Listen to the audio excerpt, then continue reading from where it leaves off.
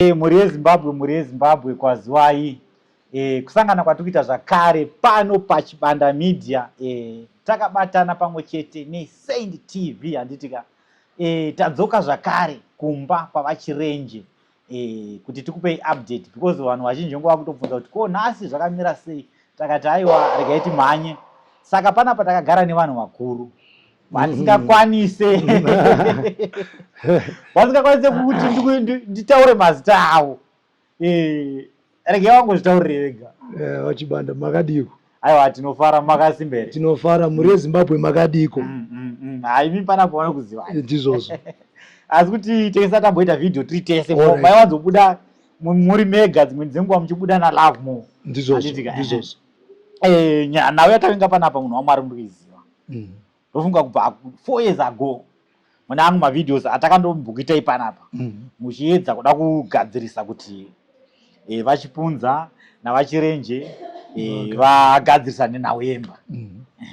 Saka ndonhau yatafambira panapa. Ndizvozvo. Saka hatisi kuzivawo kuti musi wa20 chiangosendi 20 musi wa22 ndizvozvo. Makatirongerewo zvipi musi wa22 ndo pari kuvhurwa imba inoi zviri pamutemo official opening. Ndizvozvo. VaChirenje vachibva mumba mungo vari kurara umu vachiya kuzoita se kuzorara mumba. Chekutanga Vaminas Chibanda nai toda kutenda Mwari. Chekutanga I want to appreciate nebasa rakaitwa nemhuri yeZimbabwe. Ndoda kuti kumuta chokwadi kwakanaka kuti mhuri yeZimbabwe ndadzidza kuti kune vanhu vane rudo, kune vanhu vane mwoyo navanhu, kune vanhu vanosarudza kubatana navamwe for the common cause kuti pagadzirisike zvinhu. Saka mhuri yeZimbabwe inofanira kutendwa. Musi wa22 uri kuuya ndinotenda kuti ndinodavira kuti dai zvaibvira munhu wese auya kuzongocelebrata nekutenda Mwari. Ini kwandiri ndinoona a great miracle. Ndinoona kubata kwaMwari kuti vaChibanda 4 years uchigara panze uchinaiwa mvura uchinaiwa izvo kuri kunayaka dai kuri kunzi havasati vakupinda vangadai vari mumba mavo kuchinaiwa vasingazive kuti ramangwana richamira sei, vasingazive kuti chii chichaitika, but Mwari vobva vazviratidza. So this is a great testimony. This is a great miracle which must be celebrated. Kuti munhu wese mozandaona Mwari ndichiona panapa paine vanhu vari kucleana macompanies vari kuzvipira kuti mahara pachena.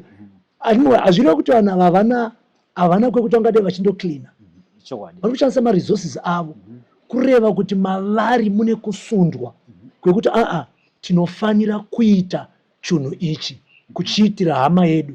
Kune vandaona vachiisa DSTV apa mahara zvekare nazo pajekisa pekuti vanhu vazive kuti vanhu vakuita mahara. Vanhu vaMwari zviri kuitwa izvika mahara. Ndizvozvo vari kusungirira DSTV kuti baba vaChirenje nemhuri yavo pave nerestoration yekuti zvavanga vasingamboone zviya vachitanga kuzviona.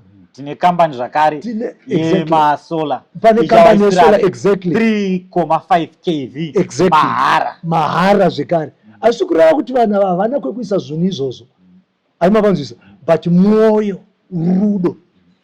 Ende vanhu ivava vanofanira kuropafadzwa nevakabvisa mari kutangira pa50 cents kuenda paDollar, pa200, vamwe ma1000. Mari idzodzo dzakabviswa vaChibanda. Hazvireve kuti vanhu ava havana kwekuisa mari idzodzo.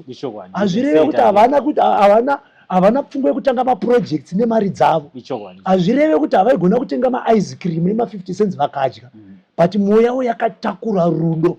Chipavhurire achapavhurirwawo achakodzwa. Makaribata munoziva chi chipavhurire ngaandokodzwe. That's my prayer.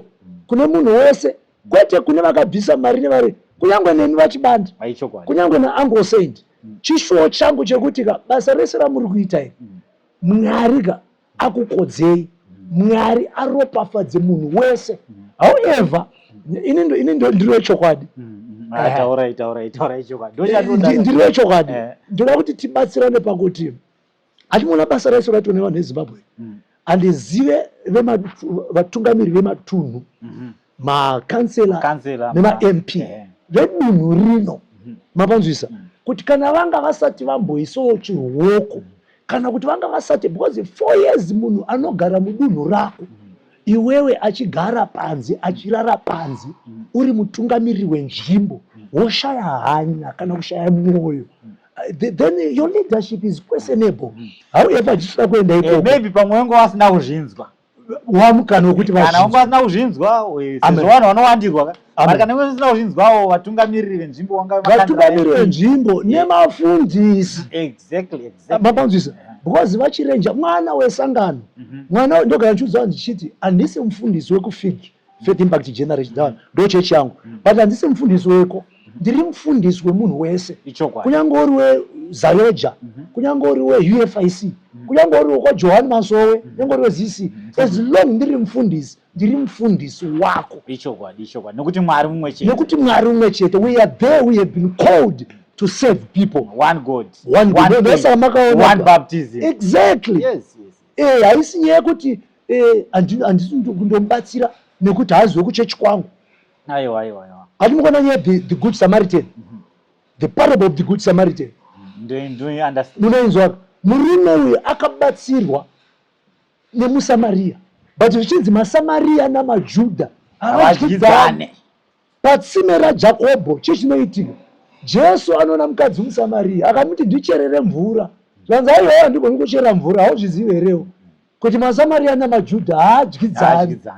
Atimapona. Saka ndo zvatinoda kukurudzira kuti semhuri yeZimbabwe musi wa22 uyai ticelebrate tifare tipemberere tichikurudzirana zvirege kungoitika kuna vachirenji ngazviitike kune munhu wese.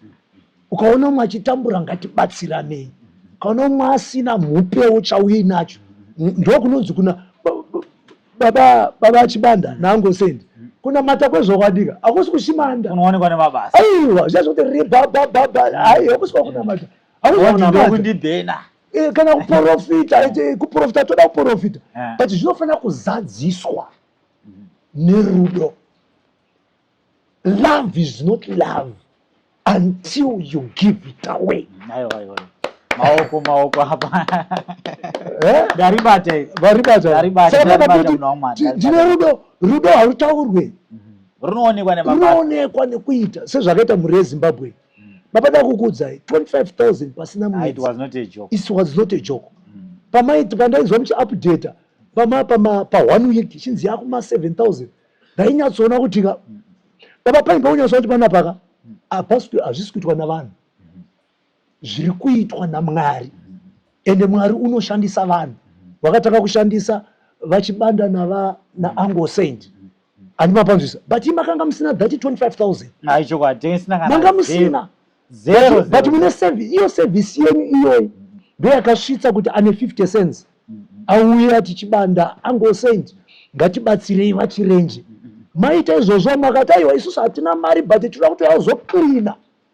Makati aiwa ina ndinoda kuklina but ndinoda kuyazosungira dish. Makati asina kusungira dish ndoda kuya nemasola. Aimapanza ndo unonzi mushandira pamwe. Tinoona wakawanda. Michael Jackson akaimba akati heal the world. Mapanzisa, let us make it a better place for you and for me. So indoti inini heal Zimbabwe. This is healing Zimbabwe baba. 4 years. Baba AngoSaint chikunyaya kundikomborera ndechekuti ndikuona Mwari. Baba ndikuta zve 4 years. Zvasanya zvekuti ndezve 2 days 3 days 1 month ndikuta zve 4 years. Haina hangu 2 days kuti vasvika pamberi paMwari ini ugara pamba ugara panze ndichidaiwa dzakawanda kwandiri 2 years inini 2 days 10 years kwandiri to be honest. Tobva tazoti zvekare toda kudzidza chimwe chinhu kubva kuna vachirenji vacho. Chii chatinodzidza semhuri yeZimbabwe? Chii chatingadzidze? vanomirira Jehovha vanopiwa vachapiwa simba idzva. Kureva kuti murume uyu pane kasongoeke kanonzi vanomirira kureva kuti chihama dzangu murume uyu ka nemudzimai wake ka vakamirwa kunonzi kumirira. Patinoparidza nyaya kuchechi dzibve kumirira dzedzi rinonakidza vhangeri uchiriparidza but ukazori experience ukazorirarama ndokunonzi kumirira kuchinaya vachimirira. Just imagine kuti vari panze apa vachinaiwa kuseri kwavo kune imba ine more than amene kuma 12 rooms yavari kuti ndeyangu ine magetsi ine chii zvese but vari panze apa vachinaiwa vachirenjika. Ndokunonzi kuita se kumirira. Kureva kuti murwendo futi rwekunamata tinofanira kudzidza kumirira. And example yemharidzo iyo iyi mharidzo yatoparidzwa navachirenji zvayakatoita izvozvi imharidzo. Ichokwadi ndino mwana ndoda kuti tipe credit zvakare. Okay. But singade kukanganwa. Munoziva kuti muno muZimbabwe muno matikwanise kucreate a GoFund. Tine hama dzedu dziri kuAmerica, UK iko abroad. Saka tikwanisa kuti batsira create a GoFund. Nekushandisa futi zvakare account yawo kusenda mari. Ana Mr. Firi ana Mr. Charles Mfiri na accountant vedu vairana exactly and then kuna Mr. give more charity and family exactly vana toda kuatenda tinomwa zvakare vasina mari yawaka contribute zvavo but vakaenda pa Facebook vakanoshare video washare video munyika video rozoonekwa nomunhu anokwanisa kucontribute munhu iye anenge atoplay a crucial role. Munhu anenge alike video kana ukalike video YouTube inorecommenda recommenda video rinoreachawo maaudience akawanda ndizvo mwana wakawanda wakaplaya macrucial role atingakangamwe kuda kutenda. Amen. Even imimi bishop 4 years ago ndichikurangira tichaita kuita mavideo kuti tichitoya chikwambo chiti yedzai kuita se kunegotiate zvese izvozvo zvinoitwa nemwoyo.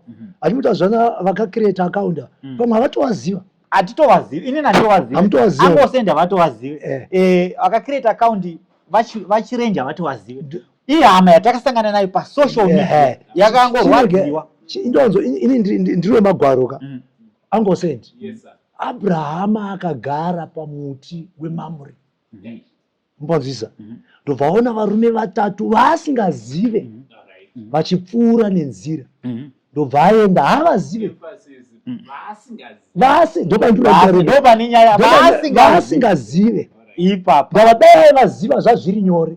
Saka zvakaitwa vanhu vese muri kutaura ava vanga vasingazive but mukusaziva imomo vanhu vatatu ava ndo vakatakura ropafadzo yaAbrahama 1 yekuti Sara gore rinouya nenguva ino achange ave nemwana. Chechipiri angosendi kuna Roti wari kuSodhomu neGomora ndo zvakaita kuti Roti achengetedzwe arege kuparira muSodhomu neGomora. Ndava kuenda vanozoti aiwazve hatingaregedze kuudza Abrahama nyaya yatira kunoita kuSodhomu neGomora. Saka angosendi navachibanda vanhu ava inini my prayer ndekuti vanhu ava ngavaropafadzwe. Tingatadze kuziva kwavanogara ende hatisuda kuziva kwavanogara. Amen. Ende mazita avo hatisuda kumaziva but Mwari wekudenga vatoona kuti ngaaropafadze vemaGoFund ngaaropafadze vakabvisa mari ngavakodzwe. Hari inokodzekwa mukaka inonzi chii hodzeko. Jehovha ndakutodeclare pano Jehovha takumuti Jehovha wehodzeko.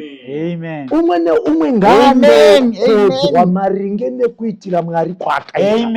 Mwari avaropafadze. Bhaibheri robva rati hakuna anoitira Mwari vakasamurangarira. Kunyange nemi gentlemen Mwari nedzimba dzenyu navana venyu ina muhappy because murume uyu nemudzimai wake for 4 years vakwaniswa kubuda kudzokera mumba because of you and because of the Zimbabwean community. Mwari avaropafadze, Mwari avakodze nekusingaperi. Saka musi wa22 chinenge chakati po chinenge chakaherereka tiri pano vanhu ngavauye ende ticharishumira kuti vhangeri ipo pano. Ndofunga muri kungozvinzwira muri yeZimbabwe Bishop. Yes, Baba. My one question, sorry. It's okay, Munoma. Imi muri kuuya nani musoyo because tagara kuziva kuti Bishop ndo vanenge vari pamberi ndo vane zvakamira sei muri kurongeiwo musi uyu mune vamuchafamba nawo here ini handifamba kana takuita zvakadaiwo izvi handifambe ndega ndine timu yandinofamba nayo aiwa saka timu iyoyo inenge iripo pano kana muchida maspika zvanambotaura muchida maspika ekonekta maspika ndinowo munongondiudza is one word the speakers will be here all we want is people to celebrate bhaibheri rinobva rati kune nguva yekuchema koita nguva yekufara chimwe nechimwe chine nguva yacho kumashure uko kwaichemiwa tichimbopopota paya iwewe wauziva mwari iwewe hakuna munhu akadaro nguva yakaita se yakapfuura pakuda reconciliation pakuda healing pakuda reconciliation mwari vachitiitira zvakanaka. Aiwa ichokwadi musi wa22 November this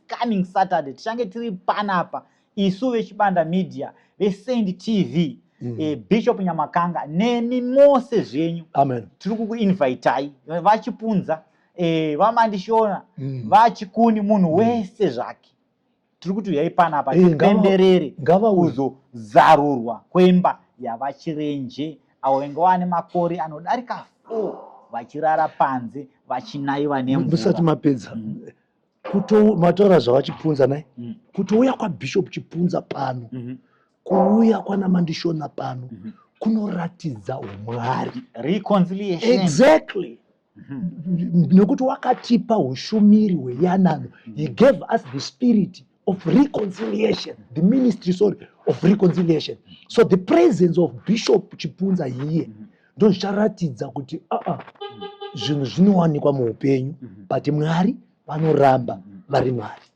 God bless. Navadhube zvakare aiwa hatisi kukukanganwai isusu zvinhu zvedu zvatinoita tinotungamidza mwari nekuti mwari ndiye musiki wezvese ndosaka tiri kutungamidza mwari pazuva iri ndo mashoko atinawo panapa tichitika ameno anko muri behind ikokoko saka ngatisanganei this coming Saturday 22 November pano pavachirenje.